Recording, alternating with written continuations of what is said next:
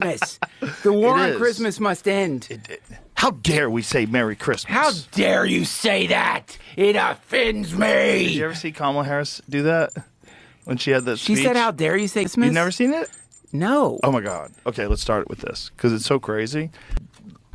Be charitable and say, well, there's probably a context where this makes sense. Yeah, Satan is the Lord of the earth is the context.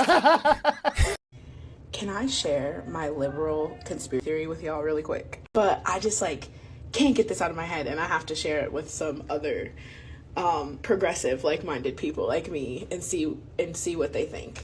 So by now we all know about the executive order that talks about foreign interference in our elections and how it says within 45 days an audit has to be done of the election. That's what the executive order says.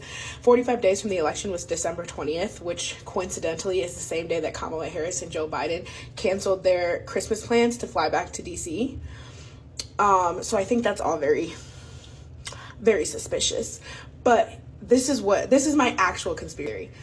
In the wake of Donald Trump claiming the Panama Canal, claiming that Canada will be our 51st state, and claiming that we are going to try to acquire Greenland, and then, his cabinet picks and just everything that he's been doing is so unhinged. I really feel like everything that he's doing makes me feel like he low-key knows that he's not going to actually serve a second term. Is it just me? Everything he's doing is so crazily unhinged. The way that he's threatening tariffs on Mexico and Canada and threatening to annex all these different countries and just literally blowing up all of our foreign relations.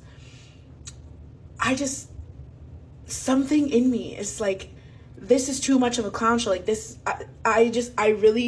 My conspiracy, there is going to be some type of evidence that comes forward that shows that Kamala won the election. Yes, I just like the fact she's acknowledging this is a conspiracy theory. Trump sent this out recently. Merry Christmas to all, including the wonderful soldiers of China who are lovingly but illegally operating the Panama Canal, where we lost 38,000 people in it building more than 10 years ago, always making certain that the United States put in billions of dollars in repair money, but will have absolute nothing to say about anything. Also, to Governor Justin Trudeau of Canada, whose citizens' taxes are far too high. But if Canada was to become our 51 state, their taxes will be cut by more than 60%. Their businesses will immediately double in size, and they will be militarily protected like no other country anywhere in the world. Likewise, to the people of Greenland, which is needed by United States for national security purposes, and who want the U.S. to be there, and we will. Okay, Trump is triggering a lot of people with this very thing. You saw this guy spewing this nonsense. The other day, Tucker Carlson sat down in an interview with Tim Master. He was shocked. You could just clearly tell he was, not the man he was. And it was kind of sad, because it's sad because you look at it and I think generally, a nice older man, nice older gentleman, right? And what they were doing to him, the Democratic Party, it would kind of look like elderly abuse to me. Yes. And, we knew we weren't going to go with him. And then after the first debate. Wait, but so in your meeting with him, it was obvious that he it was, so we give 16 questions 2 weeks in advance, the same 16 questions to each candidate.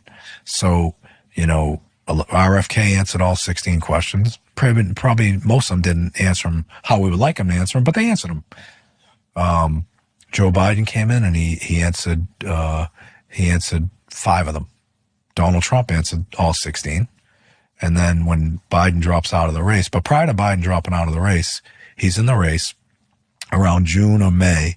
One of my vice presidents, a woman named Joan Corey out of my local, she sits on our general executive board, was at an event with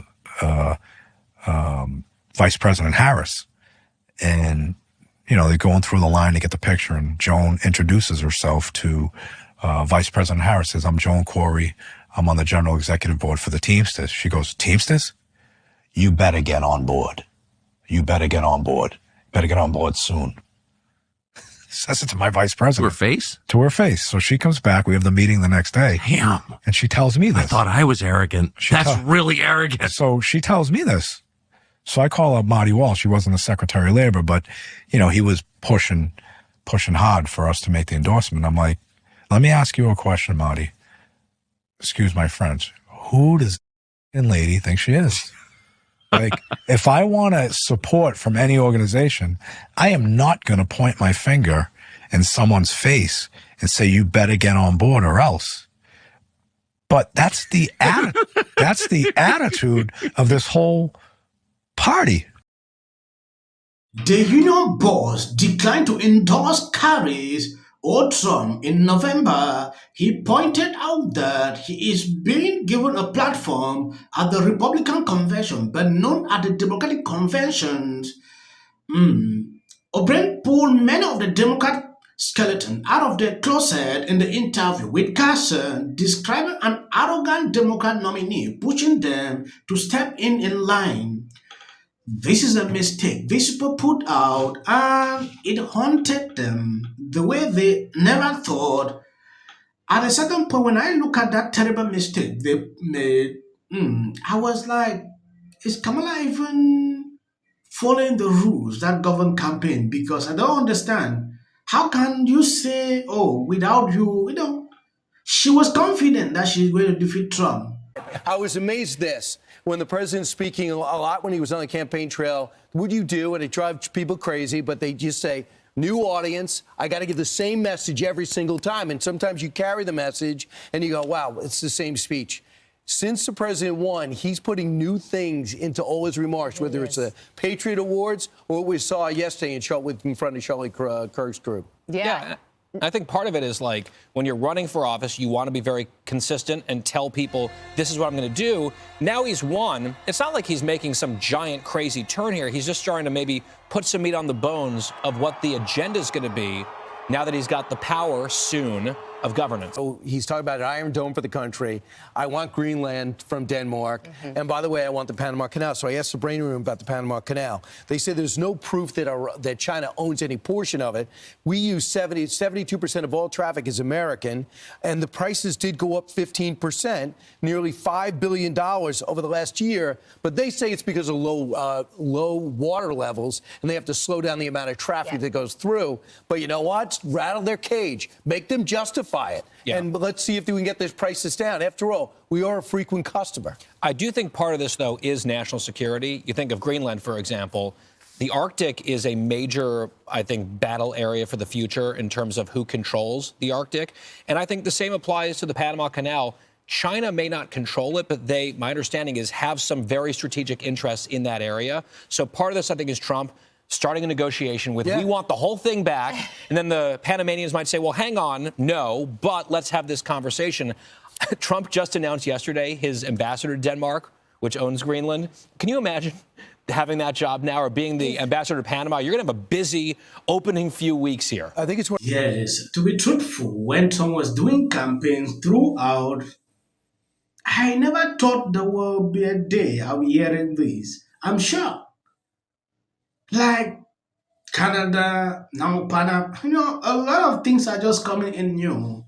Let's just hope and pray that he should be able to accomplish his missions so people can be living comfortable. That is all I can say. Thank you guys for always being there, sharing on my videos. God bless you abundantly. For the videos you see when I put up after this clip, it is just for algorithm. They refuse sometimes to recommend videos. We struggling to understand exactly how this people work. Reason I'm trying to put this up to study the system, how it works. This is a compilation of clips, different versions. You can end here if you don't like to continue. Problems. I don't Trump isn't one to let bygones be bygones. The thing that disturbs me is not just that. Just, went like, how dare you? Do you even know what an audit is? And I'm like, Women and so many men are that a lot of people seem to be coalescing around. They were too woke, insisting that people use the term Latinx. You have to say they. No, you have to do this. Stop with the virtue signaling. Step away from woke. Focus less on who is woke and more on who is broke. attorney or something. I've never seen that. I saw so many liberals getting super excited every time Kamala had a new celebrity endorsement. But we all know for a fact that these celebrity endorsements are not free. Oh, is it true that they paid you $1 million for the endorsement for Kamala? Not true. Now it's time to unite everybody. So, with that, I'm going to shake it off. Figure out a way to say thank you. That guy's name, he's such an absolute prick. I can't stand him. But anyway, Hey there. You're not doing great. Terrible night last night. It was a terrible night. What will the rest of us be doing on day one? Bishop Vigano, he says that Well, if I look at the big picture, it doesn't look good. So I'm going to work on this. no matter what's going on out there in the world, of course, the worst things could happen. One I've known, which is every president, who's been really red. The ICE officers across the country. The news is right. Maybe there's some Senators. The Nixon administration was